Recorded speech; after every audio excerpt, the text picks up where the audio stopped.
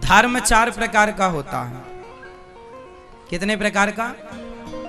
पहला धर्म सामान्य धर्म, दूसरा धर्म विशेष धर्म, तीसरा धर्म विशेषतर और चौथा विशेषतम। सामान्य धर्म क्या है? राम जी ने जिस धर्म का पालन किया था वो सामान्य धर्म था।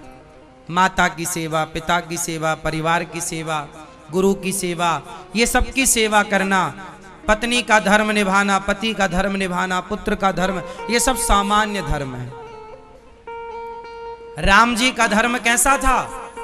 जोर से, सामान्य। राम जी का धर्म सामान्य। राम जी से बड़ा धर्म था लक्ष्मण का। लक्ष्मण जी का धर्म था विशेष धर्म। लक्ष्मण जी ने पत्नी छोड़ दी। बोलो हां, नहीं बोला जा रहा है। लक्ष्मण जी ने पत्नी छोड़ दी, पिता छोड़ दिया, मां छोड़ दी, परंतु राम, ये विशेष धर्म है। सब छूटे तो छूटे, राम ना छूटे। परिवार, व्यापार सब छोड़ा लक्ष्मण जी ने। लक्ष्मण जी का भी जो हिस्सा रहा होगा वो कह देते नहीं जी मेरा हिस्सा मुझे दे दो, मैं क्यों वनवास में मारा मारा फिरूं, मैं यहीं रहूंगा अयोध्या जी में। और लक्ष्मण जी को वनवास थोड़ी हुआ था, वनवास तो राम जी को हुआ था। लक्ष्मण जी को क्या जरूरत थी दर दर की ठोकर खाने की? पर नहीं, भगवान को नहीं छोड़ूंगा। बाप छूटे तो, मां छूटे तो, परिवार छूटे तो, पर मेरे यही विशेष धर्म, यही गोपियों का धर्म है। सब छूट जाए, बेटा बेटी परिवार, पर मेरे कृष्ण ना छूटे। अच्छा, लक्ष्मण जी से बड़ा धर्म है भरत जी का। लक्ष्मण जी से बड़ा धर्म किसका? भरत। कौन सा धर्म उनका? विशेषतर। विशेषतर किसका धर्म है? भरत जी का। राम से बड़ा धर्म लक्ष्मण का, लक्ष्मण जी का, और लक्ष्मण जी से बड़ा श्री भरत जी का। भरत जी का धर्म कैसा है? सदा सदा के लिए उस मां का परित्याग कर दिया जिस मां ने राम को वनवास दिया है। उस राज्य का त्याग कर दिया। मेरी मां ने मेरे लिए अयोध्या का राज्य रखा, लेकिन भरत लाल जी ने अयोध्या की संपदा, जिस संपदा को देवता तरसते हैं, जो देवताओं से कई गुनी ज्यादा थी, वो संपदा त्याग कर और राम को चुना। राम का चुनाव करना, राम को चुनना, भगवान को चुनना, ये भरत ने राज्य त्याग दिया। अच्छा, लक्ष्मण जी के पास तो सत्ता नहीं थी, सत्ता के दावेदार तो भरत जी थे। बोलो हाँ। लेकिन सत्ता के दावेदार होने पर भी सत्ता को एक बार देखा तक नहीं, और राम के चरण पादुका लेकर आए और 12 साल 14 साल नंदीग्राम में रहकर राम की चरण पादुका की पूजा करी। बताओ, राम से बड़ा धर्म भरत जी ने निभाया या नहीं? इसलिए राम से बड़ा धर्म भरत जी का, राम से बड़ा धर्म लक्ष्मण जी का, और लक्ष्मण जी से भी बड़ा धर्म श्री भरत लाल जी का, विशेषतर। और सबसे बड़ा धर्म था शत्रुघ्न जी का, विशेषतम। क्यों बताओ? राम लक्ष्मण भरत शत्रुघ्न में सबसे ज्यादा तपस्या किसकी है? बोलो, सबसे ज्यादा तप किसने किया? बोलो मेरी मां, मैया। किसने ज्यादा तप किया, त्याग किया? हाँ, राम तो खाते थे, राम जी तो खाते थे, पर लक्ष्मण जी नहीं खाते थे। राम जी सोते थे, पर लक्ष्मण जी नहीं सोते थे।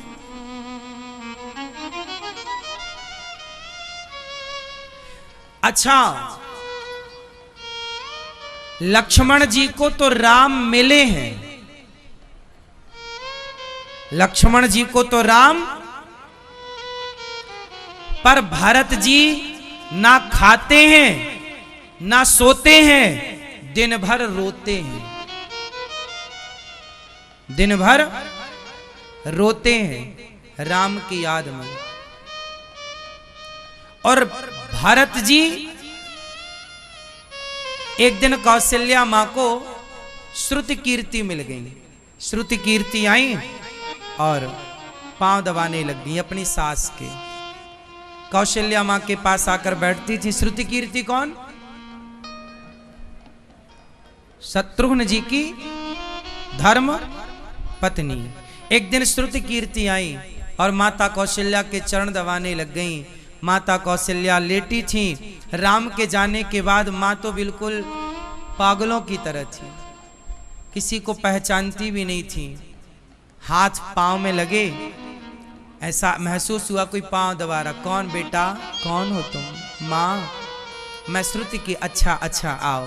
मां ने अपने हृदय से श्रुति कीर्ति को लगाया। बेटा,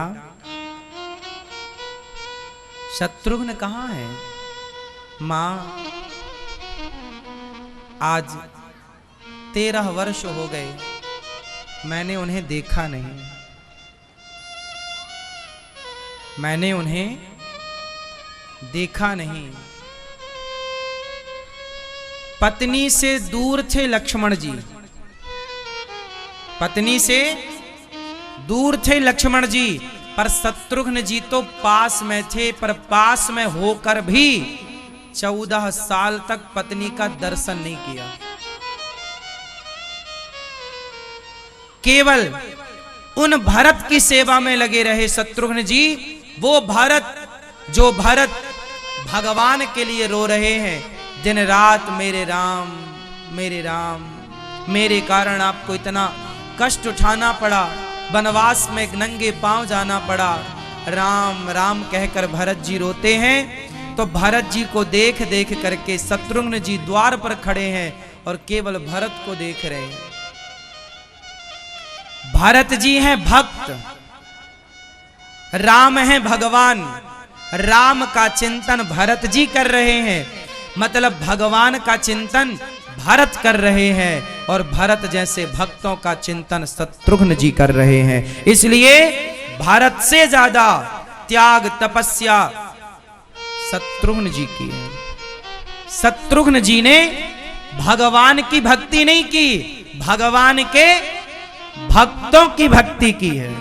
इसलिए शास्त्र कहते हैं कि भगवान की भक्ति करने वाला बड़ा नहीं, भक्तों की भक्ति करने वाला बड़ा होता है।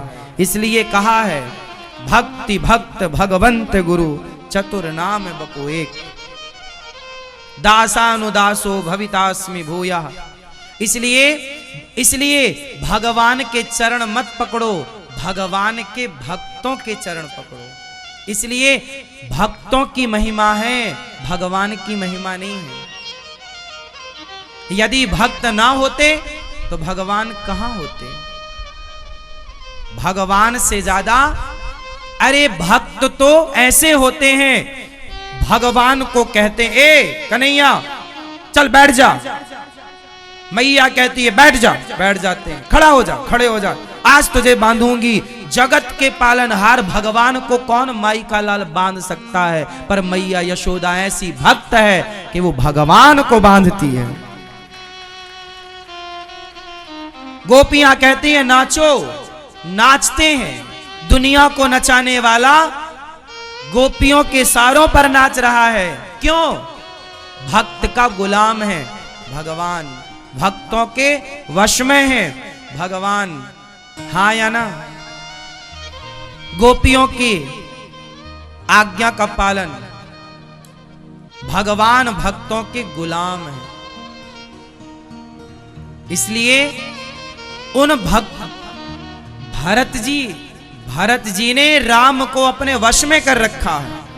अब बताइए, जो भरत जैसा भक्त होगा तो भरत जैसे भक्तों के आगे भगवान बिक नहीं जाएंगे? बोलो। इसलिए भगवान ने शत्रुघ्न जी को हृदय से लगाकर कहा कि तुम श्रेष्ठ हो भैया, इसलिए सबसे पहले राम जी ने सबसे पहले शत्रुघ्न को राजा बनाया है, ना कि भरत को, ना कि लक्ष्मण को। इसलिए राम जी जब राजा बने तो सबसे पहले राम जी ने राजा किसे बनाया? शत्रुघ्न जी को। शत्रुघ्न जी कहां के राजा बने? मथुरा के। मथुरा के राजा सबसे पहले राम जी अयोध्या के राजा बने, और अयोध्या के राजा जब राम बने तो यहां एक राक्षस प्रजा को परेशान करता, तब राम जी ने कहा शत्रुघ्न तुम जाओ, भक्ति तुमने की भक्तों की, इसलिए फल तुम्हें मिलना चाहिए। शत्रुघ्न जी तो बाद में रोए कि मैं आपको छोड़कर, भैया भरत जी को छोड़कर नहीं जा सकता। भगवान ने कहा मेरा आदेश जाओ। गए, आना जाना रहा, पर राम जी ने पहले राजा शत्रुघ्न जी को बनाया। इसलिए भगवान की भक्ति नहीं, इसलिए हमारे यहाँ माता पिता की भक्ति, गुरुजनों की भक्ति, भक्तों की भक्ति। इसलिए तो भक्तों की चरण धूलि उठाकर माथे पर रखने की बात कही जाती है कि जब भक्तों की कृपा होगी तो ही भगवान की कृपा होगी। बिना भक्तों की कृपा के भगवान की कृपा, जिस पर हनुमान जी की कृपा होगी उसी पर तो राम की कृपा। हनुमान जी भक्त हैं, हनुमान जैसे भक्तों को भरत जी ने नीचे गिरा दिया बाण मारकर। भरत जी धन्य है। इसलिए गोपियों ने पुत्र का, परिवार का त्याग किया भगवान के लिए। सबको छोड़ देना पर भगवान को ना छोड़ना, यही विशेष धर्म है। ठीक है, विशेषतम धर्म श्री शत्रुघ्न जी का। समझ में आई? तो जो आप लोगों ने बोला ना कि गोपियों ने बच्चे को छोड़ दिया, अच्छा नहीं किया, आप लोग परिभाषा नहीं समझते, उस गहराई को नहीं समझते, उस फ्लो को, उस भाव को। भगवान को आप लोग ना हल्के में लेते हैं। आप लोगों को लगता नहीं महाराज भगवान भले ना मिले पर परिवार सब बना रहे, हम बने रहे।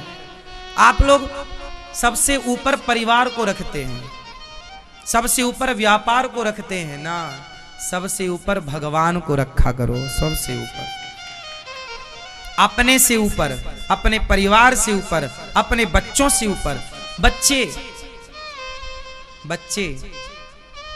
आपके बच्चों में आपका कितने परसेंट शेयर है?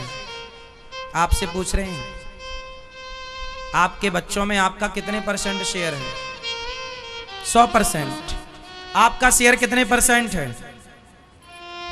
हाँ, आपके बच्चों में।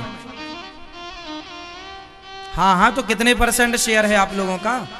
50, 50 आपका, 50 आपकी पत्नी का, 50 मतलब 100, 100 हो गया। आप लोगों का कितने परसेंट शेयर है बच्चों में? हाँ या ना? 100। आप बताओ। 25 की 20, 70 आपका परसेंट कितना है?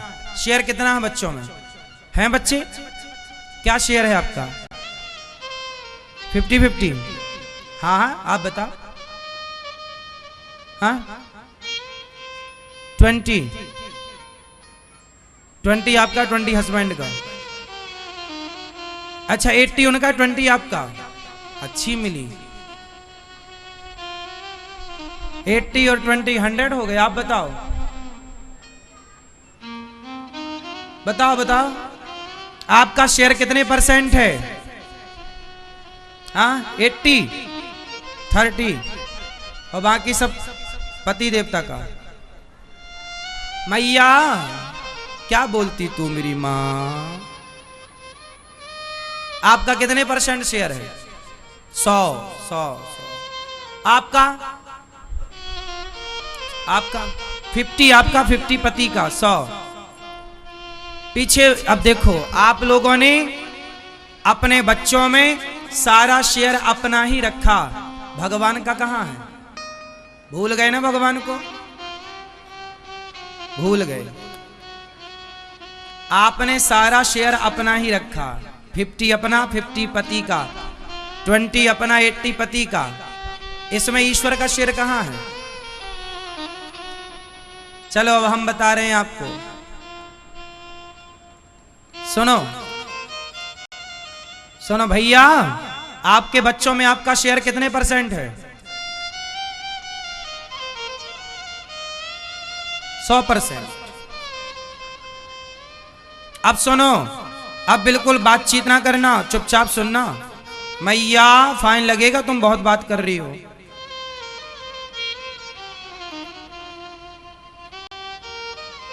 सुनो, आप लोगों ने बोला कि बच्चों में महाराज जी हमारा ही तो शेयर है, हमारा ही तो % है। अच्छा बताओ, जब तुम्हारे बच्चे पेट में थे तो उनकी आंखें बाप बनाने गया था कि मां? हाथ पांव आंख नाक हड्डियां किसने बनाई? तो बताओ, उसका शेयर नहीं रखा ना आप लोगों ने? अब क्यों झूठ बोल रही हो?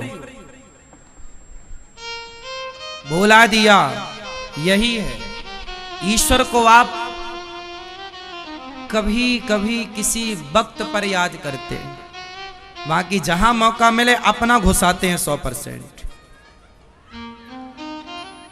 सच्चाई ये नहीं है जो आपने कही, सच्चाई ये है कि केवल पिता का 1% शेयर होता है, मां का 2%, टोटल 3।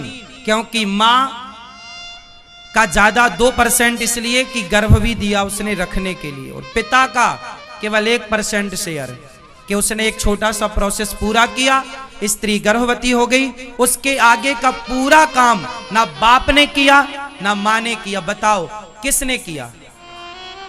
एक पानी की बूंद से पूरी बच्चे का निर्माण किसने किया? तुम्हारे बाप दादों ने या कोई साइंटिस्ट ने? किसने किया? उसी ने आंख बनाई, उसी ने आपको सुंदर सा मुंह दिया, उसी ने आपको यह स्वरूप दिया, उसी ने आपके हाथ पांव सब कुछ बनाया। लेकिन उसका शेयर कहां है? कहीं दूर दूर तक नहीं। इसलिए कहता हूं कि काम करो, सब कुछ करो, पैसा कमाओ, बिजनेस करो, भगवान को मत भुलाओ। हे प्रभु, ये परिवार आपका है, मेरा क्या है? बच्चों में मेरा क्या है? उसके दिए हैं, वो जाने, आप जानो, आपका काम जाने। व्यापार बोलो हे नाथ, हे श्रीमन नारायण, ये परिवार आपका, व्यापार सब कुछ आपका। एक आप हैं, बोलो एक आप हैं जो मेरे हैं, मेरे तो गिरधर गोपाल, दूसरों ना। आज के बाद कभी ये मत बोलना कि ये बच्चे मेरे हैं, सदा ये भाव रखना। और तुम मानो ना मानो, सच बताओ ना, किसके बच्चे हैं? तुम्हारा एक छोटा सा प्रोसेस ही तो था, उसके बाद तुम्हारा क्या था? 9 महीने तुम क्या करने गए थे पेट में? लंगड़ा होता बच्चा तो तुम क्या कर लेते? अंधा होता तो क्या कर लेते? बहरा होता तो क्या कर लेते? जिनके हैं उन्होंने क्या कर लिया? इसका मतलब है कि हम पर किसका अधिकार है? 1% पिता का, 2% मां का, 97% अधिकार भगवान का है। इसलिए सारी सृष्टि ईश्वर की है। तुम जबरदस्ती अपना दावा ठोक रहे हो, कब्जा करना चाह रहे हो कि हमारा हमारा हमारा। इसलिए तुम पर उल्टा केस चलता है ईश्वर की अदालत में। तुमने ये जो कहा ना, ये बेटा मेरा है, ये भी तो रॉन्ग है। राइट तो ये है कि प्रभु बोलो नाथ, बोलो नाथ, सकल संपदा तुम्हारी, मैं सेवक समेत सुत नारी। इसका मतलब ये हुआ कि हे नाथ, ये सारा कुछ आपका है। हम भी, हमारा तो आपके सिवा, प्रभु सच्ची बता रहा हूं, हम सबका भगवान के सिवा कोई नहीं है। आप कितना भी कुछ मानो ना मानो, पर ईश्वर के सिवा हमारा ना कोई था, ना कोई है, ना कोई कितना भी कहे कि जी हम तुम्हारे हैं, हम तुम्हारे हैं, हम तुम्हारे लिए जान दे सकते हैं, कोई किसी का हो ही नहीं सकता एक भगवान के सिवा।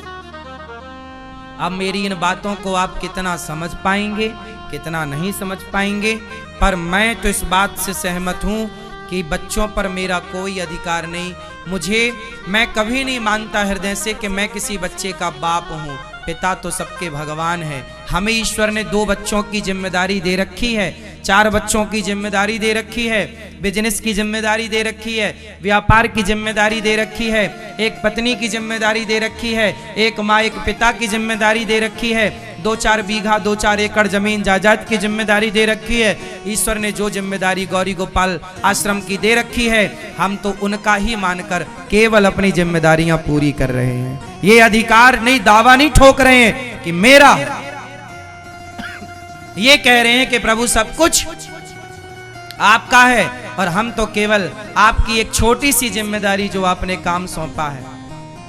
जैसे आपने घर में किसी को काम सौंपा है ना कि बेटा ये काम करना है, तो वो वही काम करेगा, ऐसे ईश्वर ने आप लोगों को एक छोटा छोटा काम सौंपा है कि ये वाली माँ, ये स्त्री और ये पुरुष, ये तुम्हें सौंपे हैं कि तुम इन दोनों की सेवा करना।